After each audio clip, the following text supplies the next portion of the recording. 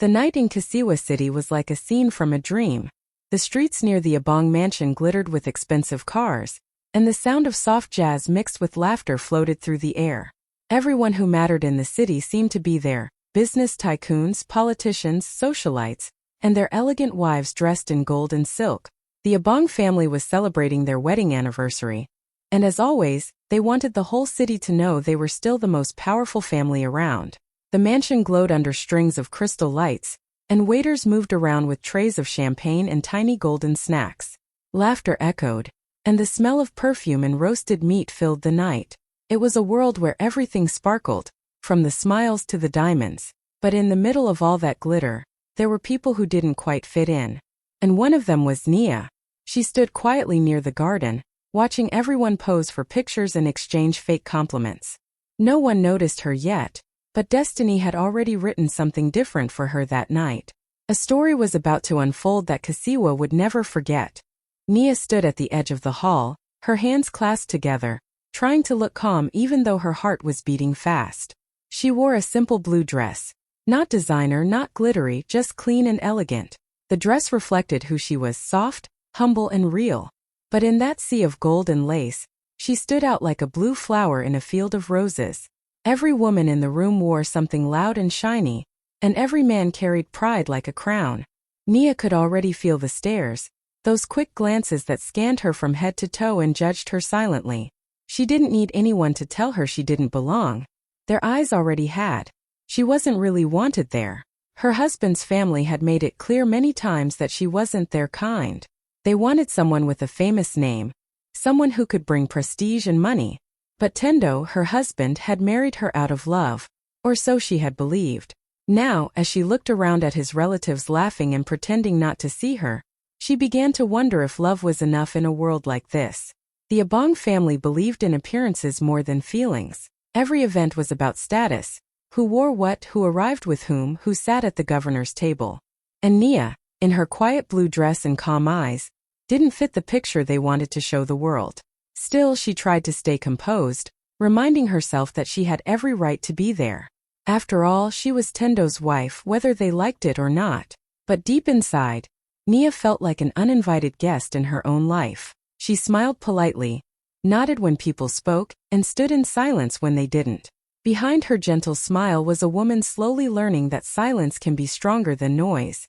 What she didn't know was that before the night ended, the same people who looked down on her would struggle to meet her eyes, because fate was quietly walking her way, ready to turn her story upside down.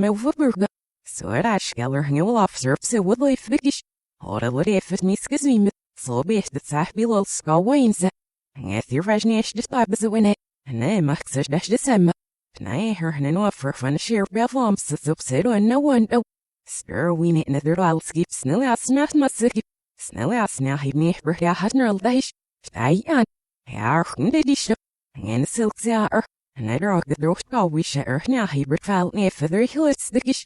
He'll get winners nettle best and not fake itself bish. Have me pet Sophie. Mom say, Herbs was nicht the name Drach will up saying, self nor with the snit pets though her nurse. Her ass light and held the dish to wish day. Her my meal may fair was a slice of the snit always. Her nephew is no zone one and his lives away. Her corp at loss and eat such as away. Slang if in their own personal as that. Hurry his onion at the night built city. Her way isn't it? Yeah, we're off with onion at the word nest nips at her. Officers the tellest onion or Fred the sish. It's the and yet or their nerve say first fish. Come at Sir her spouse same. Talk faster than the net. It must drop so no must. It a gloor fast here we net bakes and nice at the says Algren a hybrid fowler that had our bringing it side with parts of me slow wall hot neck at surf. Hurrying all the week else our seal and out skin. And washed brush loch and it as net. Swish sit on her sarge doodle Mr. Murphy nipper ain't bullish. Say our student did the lamps for house ning work spiller. He will snurf nimmer wordle it. Lamps mer wing is rough, he'll fast this ish. Mam in feed. Sure, by shale else will merch snay her. Half off the book missing it must. Her be blog nail in bar fake gom siderish. Snarfed deep losing it mast it. He beam such, he beam and you put on her thumber roast calm the therapy dickerstain. Nia turned slightly, hoping her husband would say something, anything, to stop the humiliation echoing in the air. But when her eyes found Tendo, he wasn't even looking at her. He stood near the drinks table, pretending to scroll through his phone, pretending not to have heard what his mother just said. That silence hit harder than the insult itself. It was cold, heavy, and filled with a kind of betrayal that words could never explain. She had always known his family didn't like her, but she had believed he was different, that he would stand by her no matter what. But tonight, in front of everyone, he proved her wrong without saying a single word. She wanted to disappear, to melt into the crowd, to walk out and never look back. Her hands trembled, and her heart felt like it was cracking into 100 pieces. All she wanted in that moment was for him to look up, to meet her eyes and show her that he cared, but he didn't. He just stood there, sipping his drink, letting the whispers continue. It was as if he was ashamed of her. For a few seconds, Nia's world felt too small to breathe in. But then somewhere deep inside, something began to shift. A quiet voice whispered inside her, "Stay calm. The night isn't over yet." She took a slow breath and held it, forcing herself not to break down in front of them. She knew if she cried, they would win. If she argued, they would call her disrespectful. So she chose silence, not the weak kind but the kind that holds power. She turned away from the crowd and walked toward the open garden. Her chin lifted just a little higher. The night air brushed her face gently, almost as if it was reminding her that peace can exist even in pain. She didn't know how, but she felt it. Something was about to change. The same silence that hurt her now would soon be the silence that made everyone else speechless. Nia slipped out of the noisy hall and stepped into the garden, where the music sounded softer and the air smelled of fresh flowers. Tiny fairy lights wrapped around the trees glowed gently, giving the place a calm beauty that felt far away from all the laughter and gossip inside. She finally let out a breath she didn't know she'd been holding. Her heart was still hurting, her hands cold from holding in her emotions. She sat on a small bench near the fountain, staring at the rippling water that caught the reflection of the lights. For the first time that night, she allowed a single tear to escape. It rolled down her cheek quietly, not because she was weak, but because she was tired. Tired of being invisible. Tired of pretending she didn't hear their words. She reached into her purse, pulled out her phone, and stared at the screen for a few seconds. Then with shaky fingers, she opened her messages and typed something short. Her hands trembled as she hit send. She didn't even know if she should have done it, but she needed someone to remind her she wasn't alone in this world. A minute later, her phone buzzed. The reply was short but powerful, just 4 words. "I'm on my way." Her eyes widened a little as she read the message again. For the first time that evening, her lips curved into a faint smile. The pain in her chest softened. She didn't know how long it would take, but she knew the person she'd texted never made empty promises. The music inside the mansion grew louder again, followed by another round of laughter. But Nia didn't care anymore. She looked up at the night sky, whispering a silent prayer for strength. The breeze lifted her hair gently, and something inside her began to steady. She didn't know what the night was preparing for her, but deep down she felt it. Something was coming, something that would silence every cruel laugh she'd heard tonight. Just a few minutes later, the soft sound of music and laughter inside the mansion began to fade as the low hum of engines echoed through the compound. Heads started to turn. Outside the gate, a convoy of sleek black SUVs rolled in, their tinted windows gleaming under the lights. The guards at the entrance straightened immediately, whispering to one another in confusion. No one had been told to expect such important guests this late in the evening. Within seconds, the air in the entire place changed, heavy, curious, electric. The first SUV stopped, and the doors opened almost in perfect rhythm. Security men in dark suits stepped out quickly, scanning the area with sharp eyes. Their movements were quiet but commanding, the kind that made everyone else freeze without a word. Then the last car door opened, and out stepped a tall man dressed in a snow-white agbada that shimmered softly under the garden lights. His presence alone carried power, calm, confident, and impossible to ignore. Someone gasped. Then someone whispered, "It's Governor Malik." And just like that, the entire party seemed to stop breathing. The music went silent, the laughter died, and even the waiters stood still. The guests who had been busy showing off their wealth and fashion suddenly forgot themselves. All eyes turned toward the entrance as the governor adjusted his sleeves and began walking slowly into the mansion, surrounded by his security team. Inside, Tendo's family exchanged nervous looks. No one had invited the governor, at least not that they knew of. The mother-in-law quickly smoothed her dress, trying to look composed, while some guests began to whisper excitedly, wondering what had brought such a powerful man to the Obong home. But as Governor Malik entered the hall, his eyes didn't search the crowd or the hosts. They went straight toward one person, the quiet woman in the blue dress standing by the garden door. Nia felt her heart race as their eyes met. He smiled warmly and The moment Governor Malik stepped into the hall, the air changed completely. Everyone expected him to walk toward the hosts, the Obong family, or maybe greet the city's business leaders. But instead he smiled and walked straight past them all, heading toward the quiet corner where Nia stood. First, people thought it was a coincidence. Maybe he was just passing by. But then he stopped right in front of her, his face glowing with warmth. "Sorry I'm late," he said in a calm, gentle voice. Traffic was terrible. For a second, no one moved. The entire hall froze. Glasses stopped clinking, conversations ended mid-sentence, and even the music seemed to hesitate. Every eye in the room turned toward Nia, the woman they had whispered about, the one who wasn't good enough to be part of their fancy world. Now the most powerful man in Kasiwa was talking to her, as if she were the reason he came. Nia blinked in shock. Her lips parted, but no words came out.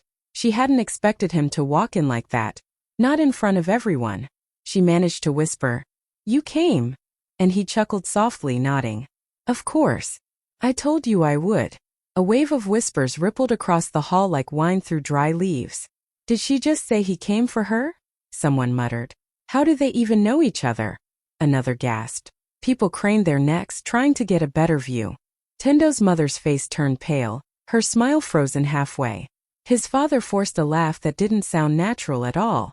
Even Tendo stood rooted to the spot, his drink forgotten in his hand. The governor turned to look at them briefly and then returned his gaze to Nia, his tone full of quiet respect. "You look lovely tonight," he said. Cameras started flashing, guests started recording, and in that single moment, the woman they had treated like a nobody became the center of everything. The laughter that once humiliated her was replaced with stunned silence. And for the first time that night, Nia didn't have to. Nia took a slow breath as Governor Malik reached out his hand toward her. For a moment she hesitated, still processing everything that was happening. Then she smiled softly and placed her hand in his. He guided her to stand beside him, and just like that, the same woman who had been ignored all evening was now standing in the brightest light of the night. Cameras flashed non-stop. The photographers who hadn't even bothered to take a single picture of her earlier were now pushing through the crowd to capture every second. The sound of clicking cameras filled the air like fireworks. The guests who had whispered and laughed minutes ago were suddenly all smiles. Women rushed forward to compliment her dress, pretending they had admired it all along. "That color really suits you, Nia," one said sweetly, the same woman who had laughed behind her hand earlier. Men nodded politely, trying to start conversations with the governor, hoping to be noticed. Everyone wanted to be part of whatever was happening, part of Nia's glow. Nia smiled kindly, but there was something different about her now. Her silence wasn't from pain anymore, it was from power. She didn't need to say anything to prove her worth.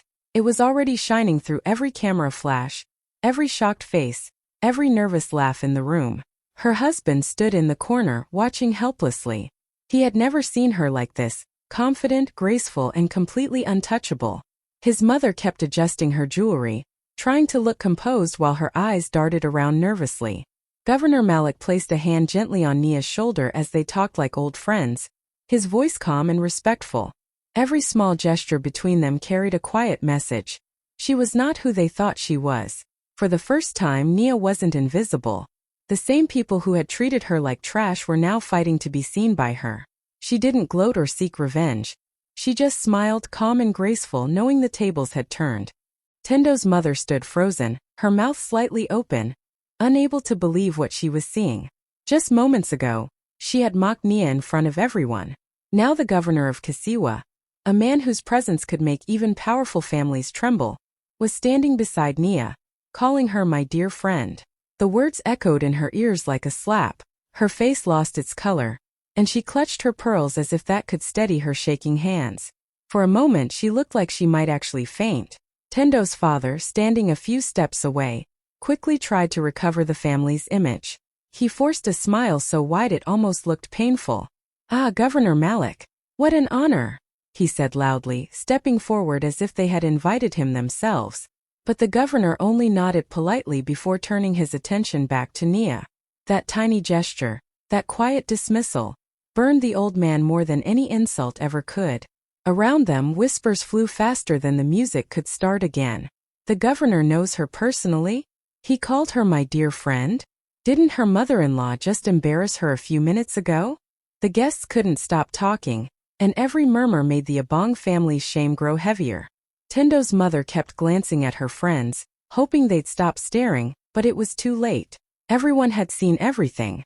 Her perfect image of control, class, and power had just shattered in front of the entire city's elite. She forced herself to smile, pretending to be proud, but her eyes betrayed her. Beneath the thick layers of makeup, humiliation was written all over her face. Tendo, standing nearby, could barely meet anyone's eyes. His palms were sweaty, his heart pounding. He wanted to hide, but there was nowhere to run. His wife, the same woman his family looked down on, was suddenly the most respected person in the room. And the worst part? She didn't even need to raise her voice to make it happen. As Governor Malik continued speaking warmly to Nia, it be. "So gapani snibilna frethurshder fear glufsadish. Of never irnge oifendish. Sea erningen silksrich. Right the saints. Kabnithine erfnitsat at the zerda at vegishamahar. There are her with bed the zernerven. Ernie sealershdervende. Sea zihningen odne shizili fiaupsit red sudnet. Websernvag the der we're vet the weekner sharper. I am sitzer for them sudnet. So we shinker wrahndina when one see what I hadn't in it. Healer heated on one reeler earthcom with him miss. Gosh, there had such zerda. And a sheer and banowinish but bathmas. Self but faucet knitted by real hurriatnate. Herkan them worms the noise. Said the Yaslan. Hilmer Bessie. Stam fan him self as some of an osish. Say as in it capture the word at built the limer. Said such from off city sit get left. Her non I built though hope ich me sit the nerf net wine angry. And I shan't be ever fun and a shaft McNivel for as it so long a dash. And I sniffed of an accent that swing is a wish. And it's here her. Her they get south snaher. My assy be out the scene. And I share on bat net thirst. Be a weird extrovert. He didn't get rid of my vegan. Says since it bomb slid metla. Slick smethodish. He am roof met vixation dish. Favor sitting garch soda. Oaks for that part dowsler.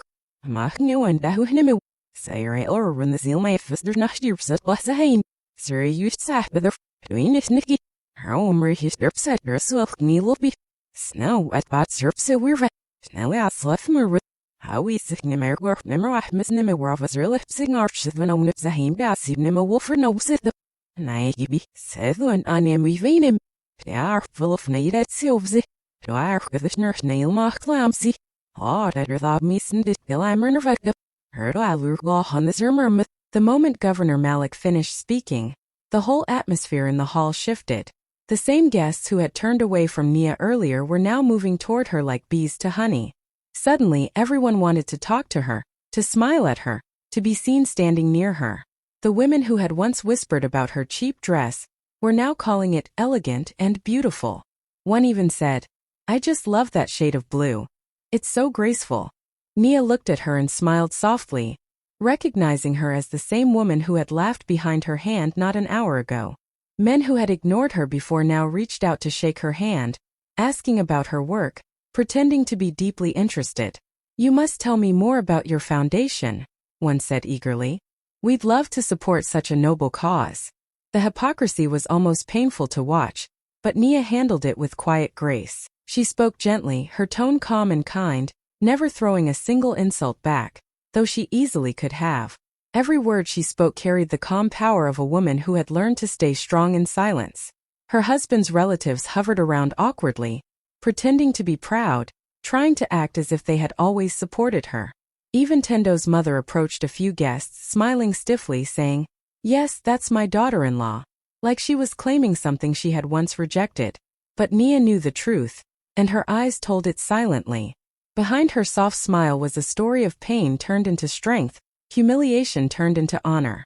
She had walked into that hall feeling invisible, and now she stood in the center of it all, glowing without trying. She didn't need revenge. Their sudden respect was enough. It was poetic justice, the kind that doesn't need words or anger, only time and grace. As she looked around, watching the same faces that had once mocked her now fight to impress her, Nia realized something beautiful. Sometimes you don't have to prove your worth. You just have to stay patient. Lon Tendo stood quietly in the corner, watching everything unfold, his face pale and his heart heavy. Just an hour ago, he had stood there in silence while his wife was insulted. He hadn't said a word to defend her, not because he agreed, but because he was too weak to stand up to his family. Now, as he watched her standing beside the governor, surrounded by people who suddenly admired her, he felt smaller than he ever had before. He saw the calm confidence in her posture, the warmth in her smile, the quiet dignity that had always been there. He had just been too blind to see it. For the first time he truly realized who Nia was. She wasn't just his wife. She was a woman of grace, strength, and purpose. And while others were now discovering her worth, he was realizing how badly he had failed her. Regret hit him like cold rain, sinking deep into his chest. He replayed the moment when his mother had humiliated her, the look in Nia's eyes as she turned to him for support, and his silence. That silence now echoed in his ears like thunder. He wanted to go to her to apologize, to say something, anything, but his feet wouldn't move. Shame pinned him where he stood. He could feel the stares too. Some guests looked at him with pity, others with judgment. They knew. They had seen it all. The husband who had watched his wife get insulted, only to realize too late who she truly was.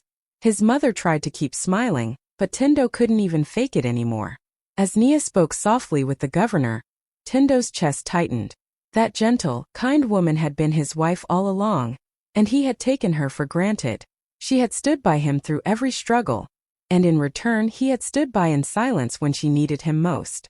Now he was left standing in the shadows, watching the woman he once overlooked become the center of admiration and respect. And deep inside he knew, nothing he said now could undo what his silence had already spoken. As the night began to wind down, guests slowly started leaving, still whispering about what they had just witnessed.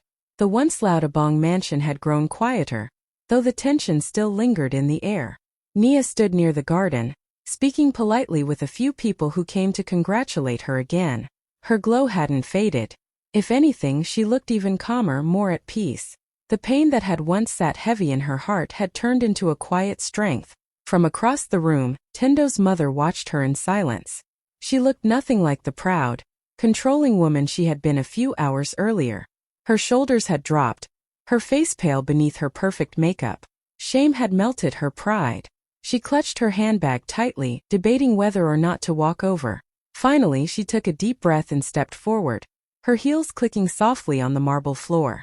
When she reached Nia, her usual sharp voice had softened. "You must visit more often," she said, forcing a small smile. Her tone trembled slightly, the way it does when pride fights with guilt. For a moment it seemed like she wanted to say more. Maybe to apologize, maybe to thank her. But the words stuck in her throat. The woman who had once insulted Nia in front of everyone couldn't even meet her eyes properly now. Nia looked at her quietly. There was no anger in her face, no bitterness, only calm.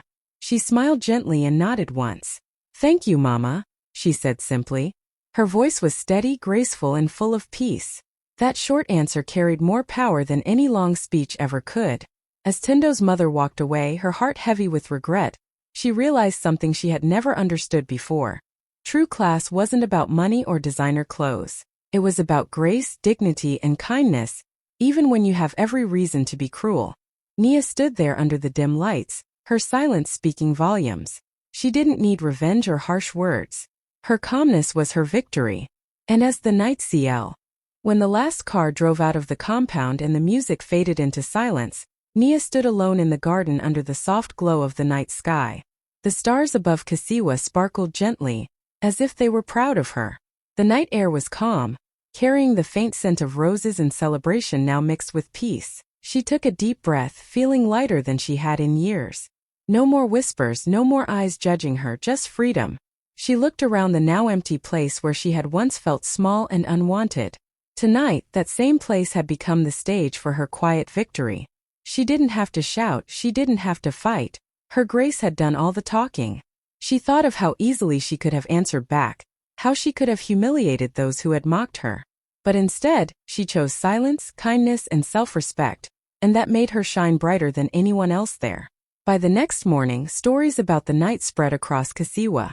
People spoke about the woman who walked in unnoticed and left as an inspiration. Her calmness, her poise, her strength, it became a lesson. Standing beneath the stars, Nia whispered a soft prayer of gratitude. She had been tested, humiliated, and underestimated. Yet she won without hate, because in the end, grace will always speak louder than revenge, and a kind heart will always outshine a cruel one.